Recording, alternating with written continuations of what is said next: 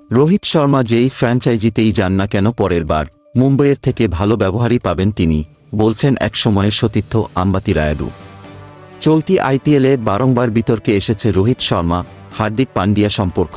ভারতের অধিনায়ককে কার্যত পদ থেকে সরিয়ে দিয়ে তাকে হার্দিক পান্ডিয়ার নেতৃত্বে খেলতে বাধ্য করা হয়েছে এক প্রকার। যা নিয়ে রোহিত নিজে তো অখুশি বটেই, এমনকি তার স্ত্রীও এই নিয়ে সরব হয়েছে। এত বছরের সম্পর্ক ফ্র্যাঞ্চাইজির সঙ্গে, অথচ তাকে এক প্রকার না জানিয়ে নতুন অধিনায়ক নির্বাচিত করা হয়েছিল, যা নিয়ে বেজায় বিরক্ত ছিলেন রোহিত নিজেও। এরই মধ্যে সহ্যের বাঁধ ভাঙে প্রথম ম্যাচেই হার্দিক পান্ডিয়ার ব্যবহারে। প্রথম ম্যাচ থেকেই সমর্থকরা রোহিতের পাশে দাঁড়িয়েছেন।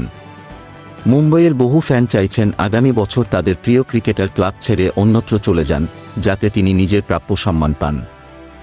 ভারতকে বিশ্বকাপ ফাইনালে তোলা ক্রিকেটার কিনা 3 মাসের মধ্যে অধিনায়কত্ব হারাচ্ছেন, বিষয়টি মেনে নিতে পারেন